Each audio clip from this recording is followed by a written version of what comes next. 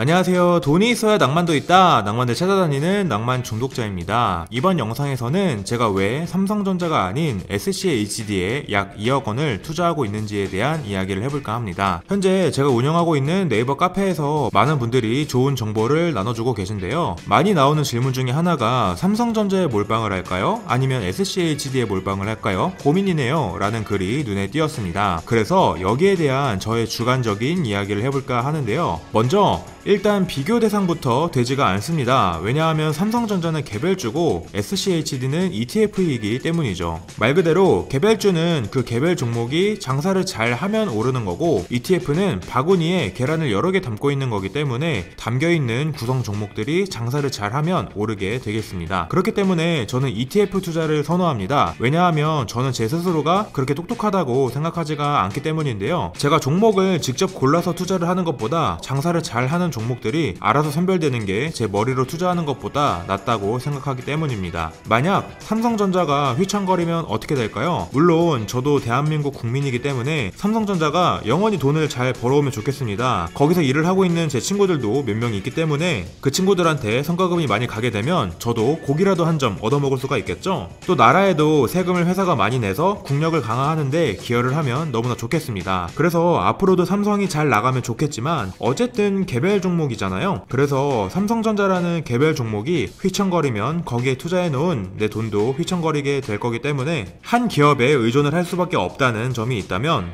SCHD와 같은 ETF에 투자를 하면 일단 구성 종목이 100개가 됩니다. 그리고 상위 100개 기업을 추리고 그 기업들 중에서도 체력이 약해지는 선수가 있으면 그 선수들을 선수 교체하는 리밸런싱을 주기적으로 하기 때문에 더 위험이 분산된다고 할 수가 있겠습니다. 마치 축구 경기를 보면 선수들이 부상을 당하거나 체력이 약해졌을 때 감독이 선수 교체를 하게 되잖아요. 그래서 팀 전체가 가장 최선의 경기력을 낼 수 있도록 감독이 조율을 하기 때문에 그거랑 똑같다고 생각을 하셔도 될 것 같습니다. 그래서 이렇게 개별주냐 ETF냐의 차이로 생각을 해볼 수 있겠지만, 또 그와 동시에 몰빵이라는 단어를 생각해봐도 차이가 있죠. 개별주는 몰빵을 하면 몰빵이 맞습니다. 근데 이러한 ETF는 내가 몰빵을 하더라도 일단 100개 기업에 분산 투자를 하기도 하고 선수 교체도 계속 되는 거기 때문에 따지고 보면 몰빵이 아닌 거죠. 그래서 카페에 자주 나오는 질문처럼 삼성전자에 몰빵을 할까요? SCHD에 몰빵을 할까요? 와 같은 고민을 하고 계신 분들이 계신다면 이러한 개별주와 ETF의 차이를 고려하셔서 결정을 하시면 좋을 것 같습니다. 그리고 삼성전자 얘기가 나온 김에 재밌는 돈 이야기를 또 생각을 해보면, 예전에 플라자 합의라는 역사적인 사건이 있었습니다. 1980년대에 미국이 그때도 고금리 정책을 하고 있었는데 요즘도 고금리 정책을 펼치고 있잖아요. 근데 80년대 당시에는 특히 일본하고의 무역 수지를 봤을 때 반도체 쪽으로 미국이 적자가 너무 많이 나니까 의도적으로 일본의 반도체 산업들을 대놓고 견제하는 액션을 몇 개 취했던 적이 있습니다. 아무래도 일본이 상대적으로 엔화가 달러에 비해서 약세다 보니까 시장에서 물건이 저렴해진 것도 있었는데, 특히 반도체 쪽으로는 거의 덤핑 수준으로 미국에 수출을 하게 됐죠. 그래서 미국 기업들 입장에서는 이러한 제품들하고 경쟁을 해야 하는데 너무 싼 값에 자꾸 경쟁하는 물건들이 들어오다 보니까 장사를 하기가 영 쉽지가 않았던 거죠. 마치 우리나라로 치면 값싼 중국산 물건이 막 들어오는데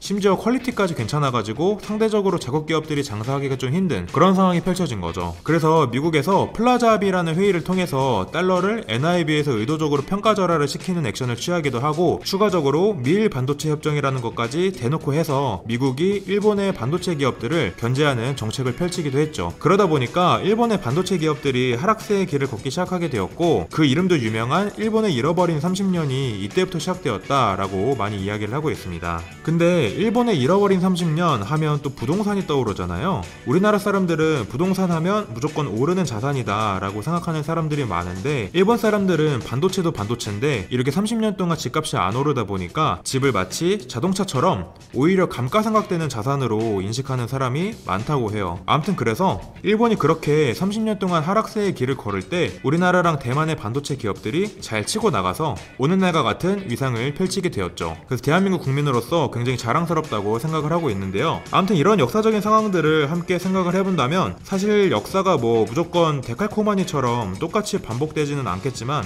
비슷한 점이 많아 보이긴 한 것 같습니다. 미국이 기준금리를 계속 올리면서 고금리 정책을 계속 펼치고 있고, 아시아 국가들의 반도체 기업들이 잘 나가고 있고, 원화의 가치가 상대적으로 달러보다 약해지면서 원달러 환율이 오르고 있고, 부동산 가격도 폭등해 있고, 미국의 반도체 기업들이 사실 80년대처럼 나쁜 상황은 뭐 아니기 때문에 그런 극단적인 반도체 쪽의 액션을 또 취할까라는 생각이 들기도 하지만, 또 모르죠. 미국이라는 나라가 돈에 제일 환장한 나라이기 때문에 미국이 힘들어지면 또 무슨 일을 벌릴지 아무도 알 수가 없다고 저는 생각하고 있습니다. 미국이 지금 지고 있는 빚만 해도 4경 원이 넘어가고 있다고 하죠.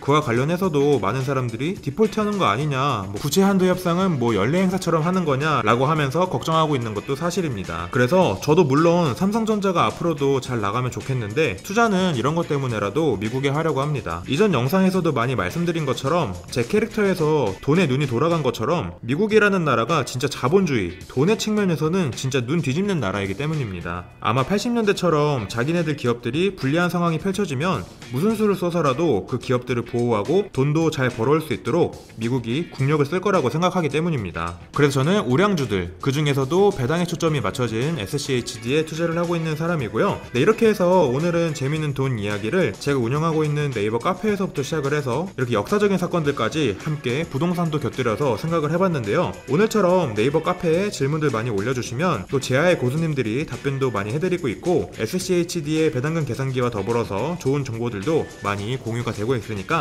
카페 가입도 많이 해주시길 바라겠습니다. 돈이 있어야 낭만도 있다. 낭만 중독자였습니다. 감사합니다.